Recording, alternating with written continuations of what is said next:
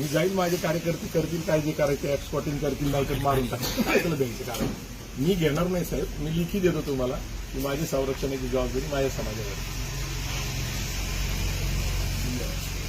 आज तर काही जात नाही साहेब, आहे मी आता काय तसं लोकांना जे पाहिजे ते इथं सगळं आम्ही देतोय लोकांना पाहिजे ते. प्रत्येक जिल्ह्यात आंदोलनं सुरू झाली, प्रत्येक जिल्ह्यामध्ये आता निवेदनं द्यायला लागलेत लोक. आता ही लोक चळवळ व्हायला लागली, मी तरी किती थांबवणार. मी काही इथं राहिलो काय, पुण्यात राहिलो काय, मुंबईत गेलो काय, काही फरक पडणार नाही. मी आता तरी आज इथंच राहतोय, मी काही पुण्याला जाणार नाहीये.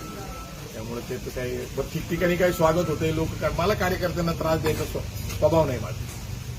आणि ज्या पद्धतीने अक्कलकोटमध्ये पोलिसांनी विषय हाताळलेला आहे तर माझा संशय आहे त्याच्यामध्ये, त्याला मी काही करू शकत नाही. कारण कुणाचा कट होतोय, जन्मजय राजे स्वतः समोर आहेत, सगळ्यांना दिसतंय. आमच्या गाडीत घुसून आम्हाला मारलं जातंय. आणि तिचं जर पोलीस यंत्रणेमध्ये अशा प्रकारचं वातावरण केलं जात असेल की बाबा काय नाही फक्त शाही पिकलीन सोडून द्यायचं, तर जामीनवर जाईलही बाहेर. पण आता जामीनवर तो बाहेर पडल्यानंतर आमची सुरक्षितता कोण करा, आम्हालाच करावं लागेल साहेब.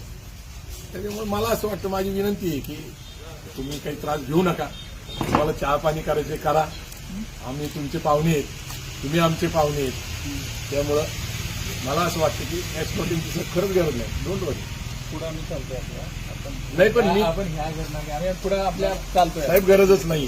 हे बघा मला खरं सांगू का, मी 25 वर्ष सामाजिक जीवनावर